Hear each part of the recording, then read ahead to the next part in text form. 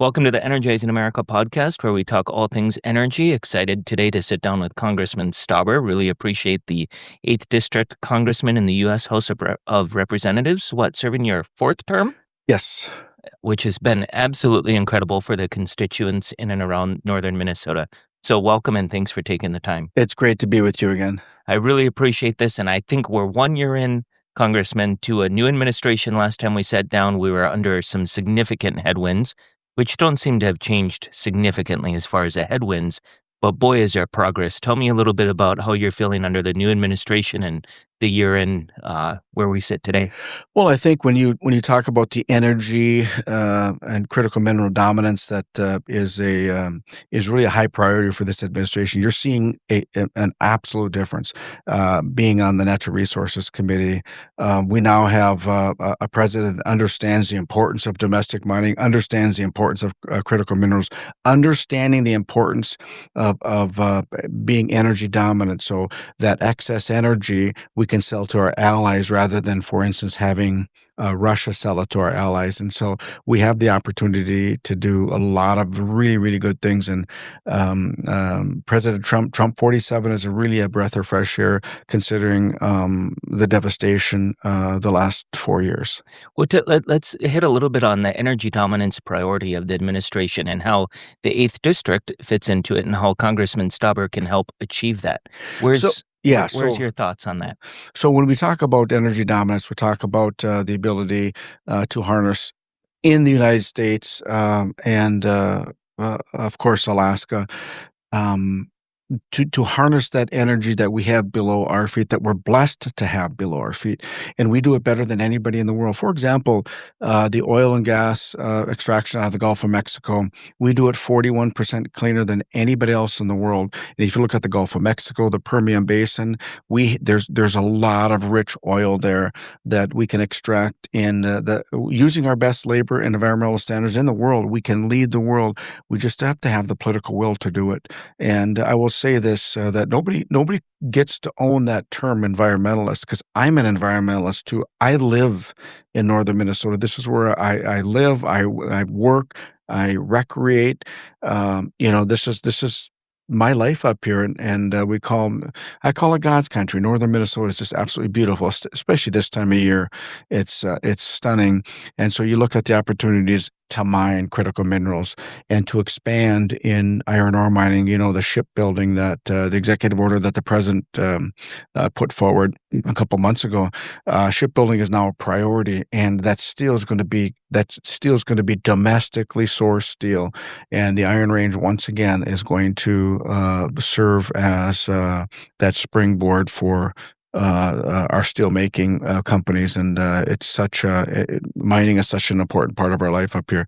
And then we look at critical minerals mining chain. We have the ability to just knock it out of the park. We have the biggest untapped copper nickel find in the world. And if you allow the facts, the science, and the truth to move forward, we'll be harnessing those critical minerals very soon. Under this administration, it's a priority. But what about that political willpower? How has that changed in the landscape under the new administration?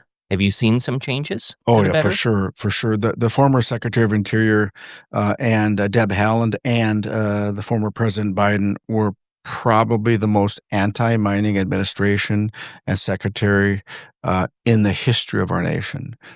I mean, for instance, they obviously took the leases away from Twin Metals, and then they banned from mining 234,000 acres of mining in the Superior National Forest, which is by definition a working industrial forest where mining and timber harvesting are desired activities. So this administration, following their far radical left flank, punished the workers and the future of critical minerals mining. Whereas President Trump, he has opened it up. He has said this is really, really important. He understands the value of the Iron Range. He understands the opportunities that we have to harness critical minerals right here. And I will tell you that not only do we have to mine the critical minerals domestically, we have to process them too, right? So it makes no sense to mine these minerals and then put them on a ship and have them have them processed in China. Doesn't make any sense in the world. So that's also a priority, not only domestically mine and harvest these minerals, but process them here in the United States, so our friends and allies can process them with the U.S. being an allied nation. So you're looking at the opportunities, for instance, in Western Alaska, and quite frankly, if you look at another opportunity, not only Western Alaska, where we could put a processing center, but also right here in Duluth, and or northern Minnesota. And the reason I say that is Duluth is the most inland port in our country, and so we can harness the vessels coming down the St. Lawrence Seaway, coming through the Soo Locks, and processing here in our region, or at least in the Midwest, and then the western coast of Alaska. We can do a lot of good things. And it's really interesting, Congressman, when you talk about the extremism, right, on both sides that can sometimes hide the facts. You're talking a lot about mining, and even in the energy space, when we think about what we sit on in the United States of America from an energy perspective. But if we lack the ability to refine it and utilize it here, if we have to send it to another person, another place, it's as I told the protester one time, wouldn't you rather the oil not go across the great seas of the world? Yeah. Wouldn't you rather just extract it here, use it here, refine it here, use Yeah, it here? absolutely. And it seems much the same for the mining. And our technology, using our technology and our workers, our workforce, and our communities. It helps with our economy, our strategic national security. I mean, there's so many wins in it, and we just have to. When I talk about the political will, what I'm talking about is giving these companies and these people that want to do it the opportunity to do it. We're not going to cut anything. We're not going to take any shortcuts. We will not allow any shortcuts. You have to follow the current laws. However, the current laws, many of them are redundant, repetitive, and really costly. So when you're talking about one of your priorities is permitting reform, when we talk about permitting reform, you're not saying get rid of permitting. Oh, of course not. No, permitting we will never ever do that. Can't do that. What we're talking about, for example, for your listeners, on average, it takes 29 years to open up a mine in the United States. The only country that takes longer is the country of Zambia. I didn't even know that was a country, just saying. Yeah, it is. 29 years. Can you imagine that? So, and it's really sad that when you talk about permitting reform, these companies that mine here, or manufacture mining in particular, they have to, in their mine plan of operation, put in contingency years because of litigation. Can you imagine that? So you have the minerals here, and then you put your mine plan of operation, and then you have to build in the time frame. You have to build in litigation because many of the anti-jobs, anti-mining groups, they try to run you out of financial resources. That's often their goals, and you're seeing that up on the Iron Range with the Duluth complex. Yeah, it was really interesting at the Better in Our Backyard conference recently in the Twin Cities when a lot of the CEOs and executives talked about, there's a permitting piece and then there's the ability to construct, but there's the final piece. And that final piece is litigation and oftentimes the longest piece. Yeah, you're looking at judicial review, right? A lot of times, companies or industries have their final permit, and they're ready to go, and all of a sudden, somebody will come in and sue them and delay the project for sometimes years, and that's their goal, is to delay the projects. After they've met every permitting requirement, after they've gone through the process that we at the federal level and the state level have put forth, then there's lawsuits, and it's unacceptable.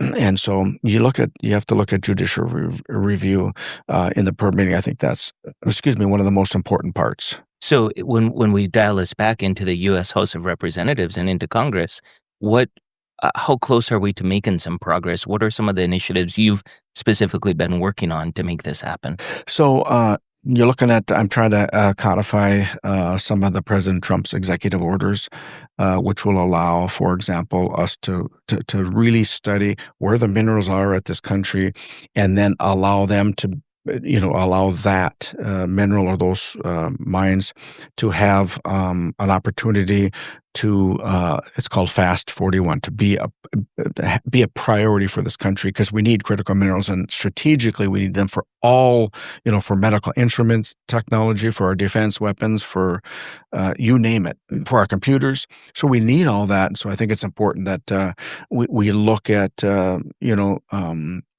having permitting in a timely and reasonable fashion.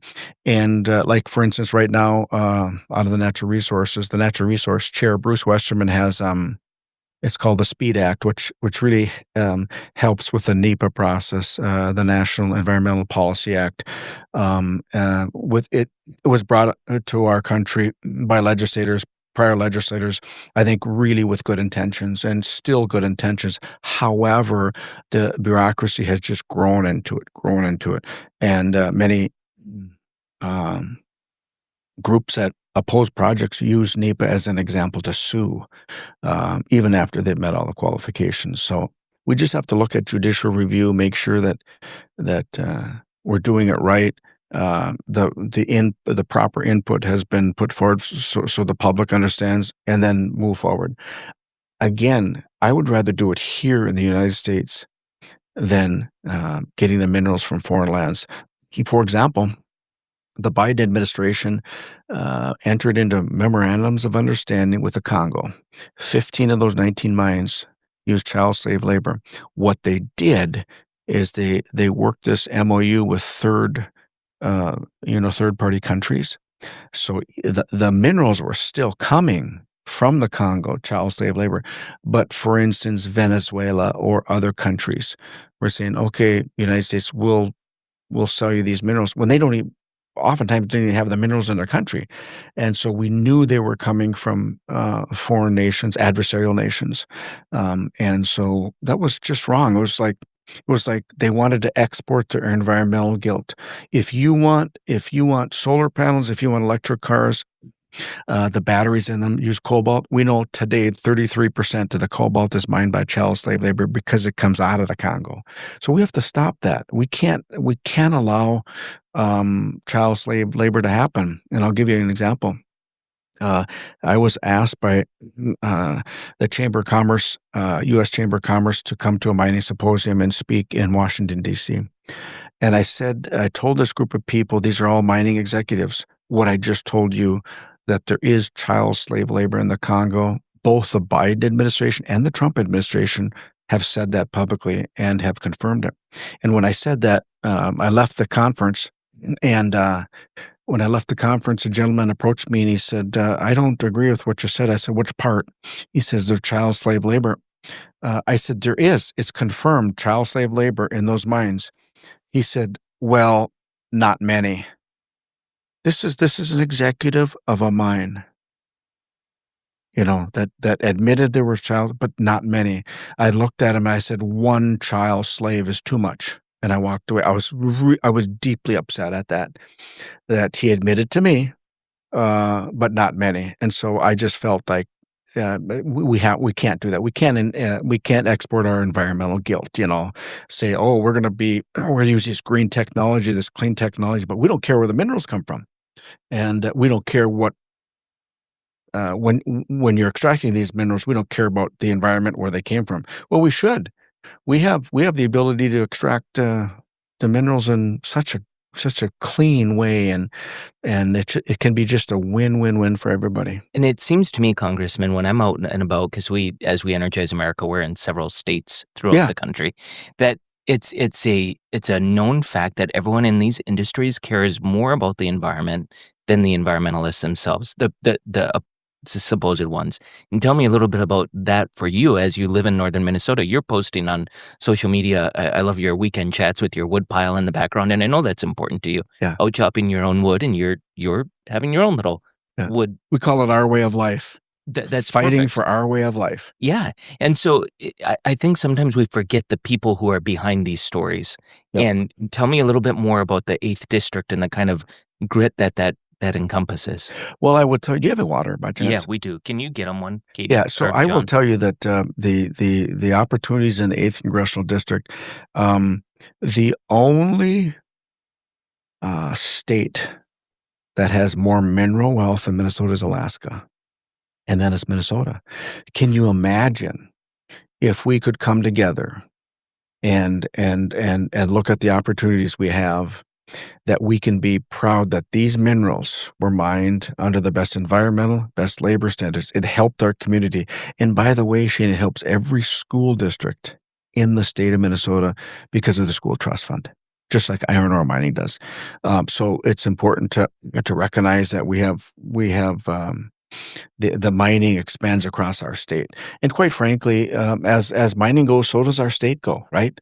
Mining is an important part. I've said mining is our past, our present, and our future. And with this administration, and in the House and the Senate, understanding that our future is very bright. Well, tell me a little bit about why the need to codify.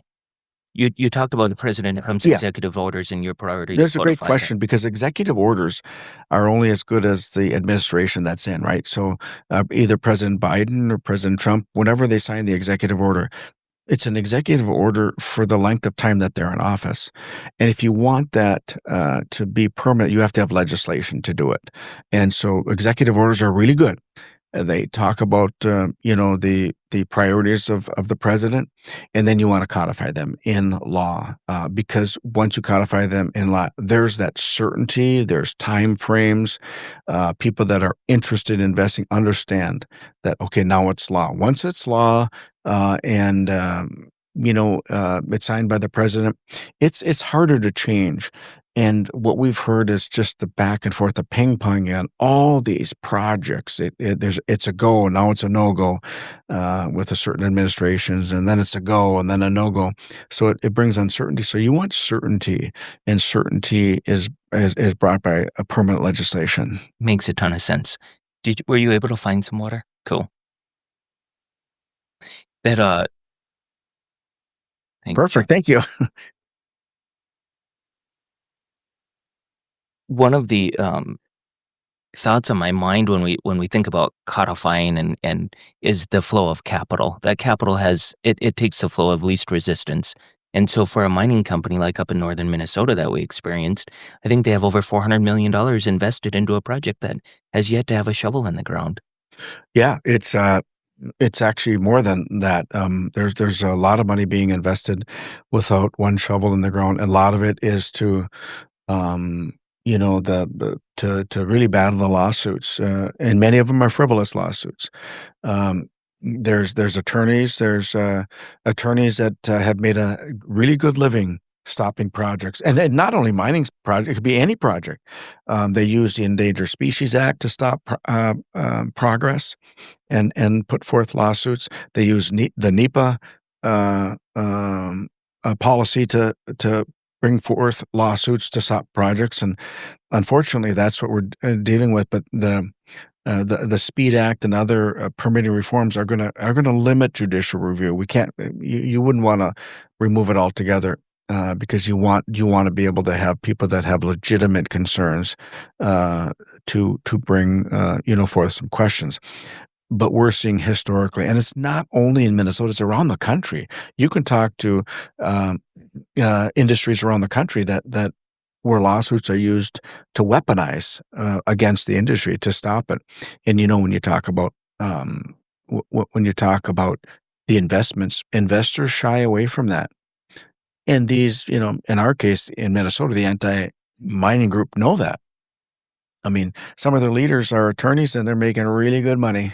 Yeah, And they're making really good money, and sometimes I think deep down, they may feel a little bit different about the project, but money's their driver. well, the interesting part is it's much like in the energy dominant space. We want to. You had a great quote there about exporting our environmental guilt. Yeah, It's much the same in the oil and gas industry that you know this actually we might not have oil and gas reserves underneath our feet here in Minnesota. But if we're not cognizant of the national security implications of exporting our environmental guilt, but yep. still using the end product, whether it be oil and gas, whether it be critical minerals, doesn't matter what the natural resource that we sit on as a country, if we don't understand the criticality of using adversary nations to get that. We're in deep trouble. We are, and I'll give you an example. A couple years ago, we had a real coal spill on the East Coast, and some of the East Coast states do not allow gas pipelines, right? And they were run out of energy. The wind and solar, the intermittent energy that they counted on was not there. And I am told many on the East Coast were just days away from losing their energy to keep them, their homes heated and their buildings heated. They actually purchased Russian natural gas to fill that void. They purchased Russian natural gas to try to save them from, freezing up. And of course, this was under the Biden administration where everything a lot was limited. So we can't allow that to happen. And I think people that opened a lot of eyes, like, whoa, wait a minute. We can do it right here. And by the way, I was down in Texas rather, and I was at one of the biggest oil platforms in Texas, and we're going to the platform for a tour. And I look over, and there's stacks and stacks of steel pipe. And I asked, where did that steel come from? That is all U.S. made steel. The iron ore was mined from northern Minnesota. So the iron ore that was mined in northern Minnesota was used to make the steel for the fracking in Texas. Think about it. Yeah, I think sometimes that's a hidden story from the 8th District that the implications, we have our chief people officer who we'll be visiting later, often talks about one of the metrics they used at the mine he worked at for their future was how much drilling activity was going on. Yeah. Because that's how interconnected the two industries are. Yes. But I think they both lead to the same result. We're using our God-given resources right here, and we're mining it, we're extracting it, whatever that looks like, and we're doing it better than anyone in the world. Yeah. What is a concern about us buying or exporting our guilt is more than just environmental. We're exporting our national security. Where's the administration's thoughts on that? I want to give you an example. During COVID, first off, 3M, Minnesota Mining and Manufacturing, actually makes N95 masks. And their 3M is a global company. They have a facility in China. And during COVID, that 3M facility in China, which was making N95 masks, made a decision that we want those N95 masks to come back to the United States. Xi Jinping, president of China, said absolutely not. Those N95 masks that 3M is making in China are going to stay in China for our people. That should be a huge wake-up call to all industries. And I've said we can't allow adversarial nations to hold the destiny of this nation in the palm of their own hands. We have to bring our national security. We have to bring our strategic national security, our investments. We have to hold the destiny of this nation in our own hands. We can't. We live in a global, a competitive economy, but we in the United States, we can lead in so many areas. So many areas. Can you imagine at being at 3M and saying those masks are coming back, and Xi Jinping from China says, no, they're staying here? That was a huge wake-up call. Let's control the destiny of our great nation and the future in our hands. And we do it by being critical, mineral dominant, and energy dominant. And we have those resources, right? 100%. When you think about the future of this great country and the natural resources we're sitting on, is it extraction that is the number one thing that's going to hold us back from being energy dominant, from being critical mineral dominant? What's going to hold us back? Politics. Politics is holding us back. Like, for instance, in North Dakota, they have 800 years of lignite coal, clean burning coal, 800 years worth. I was at one of their mines. What an opportunity. China, the Belt and Road Initiative for the Communist country of China is to take the United States down, and it's over a 100-year period. They've got the time frames. This administration, this president understands it, and is we have to do something about it. We have to stop relying on adversarial nations. China, they want to put the Iron Range out of business. That's why they tried to steel dump dump that dirty Chinese steel on our, lands and our nation and our allies, we weren't gonna let it. That's why the tariffs went in. Um, Trump 45 put the steel tariffs on, Biden kept the tariffs on, rightfully so, and of course, President Trump is, back in office, and he's keeping those tariffs on. Because we have to understand that steel making is a national security interest, especially now that we're, shipbuilding as a priority and a major, priority for this administration. And I think in the 8th district, we always need to remember that the ports and the St. Louis, all of this stuff is interconnected Yeah, with the very beginning, and that is the extraction of the critical minerals that's right. and iron ore. If you I say this, we have, Duluth, the harbor and the aerial lift bridges, it's iconic, right? It's beautiful down there. Even having lived here my whole life, it's beautiful. And, you still have people that don't support mining, yet will go down to the canal and take pictures of those Lakers leaving fully loaded with the blood, sweat, and tears of our miners. They don't connect, right? And, they don't connect the importance of dredging, for example, why we need to dredge. Each, couple inches is literally hundreds of thousands of dollars. So they're all connected. The port of Duluth Superior it's so important. It's the most inland port in our country. So let's make it the best, because if you wanna save energy, you can ship it right to the Midwest, the heart of this country, right here in Duluth, and it can disperse down to Chicago or Minneapolis, wherever. We have such an opportunity here, and it takes a lot of leadership to do that. Well, let's talk about that leadership real quick in closing about the energy dominance in the future of the U.S. and the political willpower that's necessary. We have a congressman in the 8th district who understands that. Where is the congressman? How are we going to continue this conversation without? What if the House of Representatives changes hands? How are we going to make sure that this can continue? Well, we have to educate the public, right? And even educating my colleagues. When you educate somebody, when you know better, I think you should do better. That's why, as the chair of Energy and Minerals Resources, in Washington, D.C., I have, brought, members of Congress to the Iron Range, to Duluth, to talk about our opportunities. When they leave, they say, "Oh my gosh, Pete, now I know why you're so passionate about mining. Because I talked to your miners, I talked to their families, I talked to the local small businesses, I talked to the Chamber of Commerce. It is really important that we support it." So it is about education and having that tough conversation. When you know better, you do better. I love that. When you know better, do better, and then keep educating those folks. And let's make sure that not only in the 8th district we continue to elect people. There's not. I was reflecting on the potential of this episode and thinking about there's not very many politicians in northern Minnesota that I feel privileged to have represent me. Oh, But that's when we very have kind. somebody that is rooting for every single person in the 8th district, and if you don't believe that, you're probably misreading.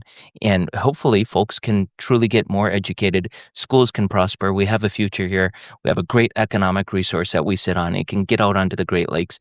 I mean, the folks working in these industries, the blood, sweat, and tears that you said, it's real. They're missing birthdays, they're missing anniversaries, they're missing a lot of things because guess what? Mining is a 24-hour operation, That's right. That's and right. they truly are pouring that into there. So I just know on behalf of the few hundred people that work at Westcom, thank you very much for your work that you're doing in the U.S. House of Representatives. It's a big task, and your leadership is very paramount to continuing this energy dominance. So thank you very much. You're welcome. I'm just honored and privileged to serve the citizens of the 8th Congressional District.